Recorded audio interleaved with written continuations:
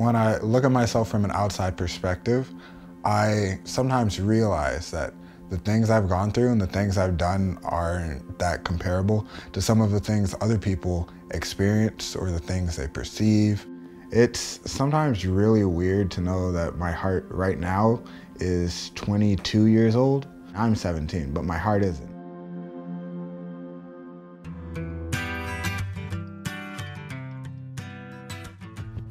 I like robots because it kind of reminds me of the human body. I like to think back to when I had my heart transplant, when my heart failed. My circulatory system wasn't fully functioning. Engineering is like making things move that aren't really alive, and I think that's really cool because it's like bringing life to something that's actually inanimate. Those machines that supported my heart and pumped my heart for me really did play a role in me being interested in engineering. One of my doctors actually brought a model to show me how it worked, what the actual machine looked like inside of my body. And then the summer after that, I built a Game Boy and I joined robotics first week of school. I made him in charge of the systems for his robotic project, which means that he has to understand everything there is to know about the robotic suite that they're building. School is like my home away from home. School is where I thrive. It's where I'm comfortable. My mother, she's a really cool person. She's the one who got me interested in math. She's the one who got me interested in science. I got my physics test back. I got a 97% on it, so that's pretty good. That's excellent. Yeah. Oh wow, I'm proud of you. I mean, I'm not surprised, being that who you are. I'm not surprised. I did well in school for my mother so that I could do whatever I could to help her in the way she helps me.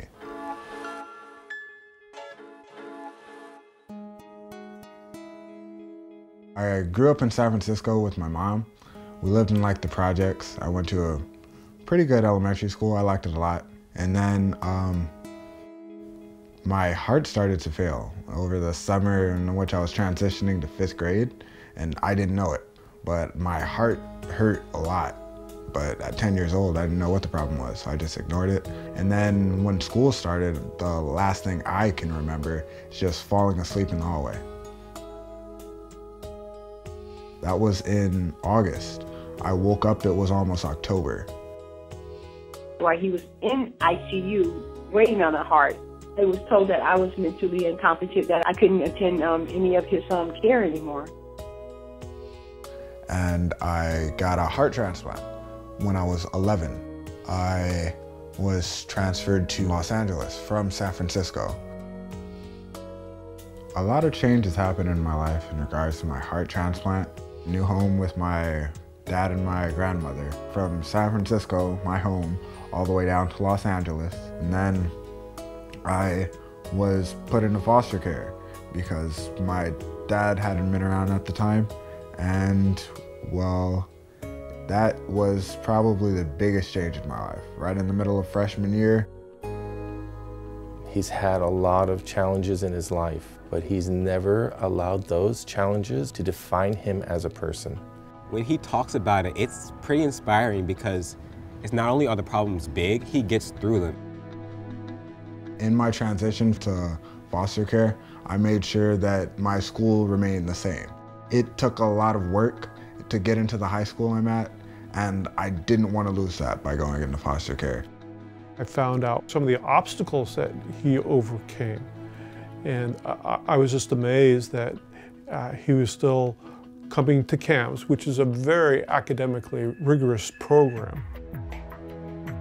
August of this year, Jerry was the first student to come talk to me, and he had 25 questions written down all about college applications that weren't even open yet.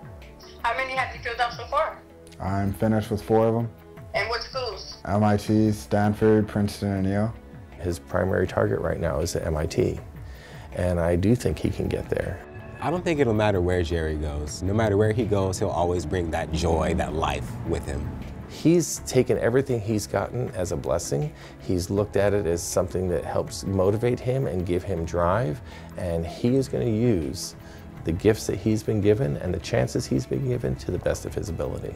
Sometimes I just have to think to myself, and it's kind of weird, when you think about all the things I've gone through. I mean, I could have died when I lost my heart.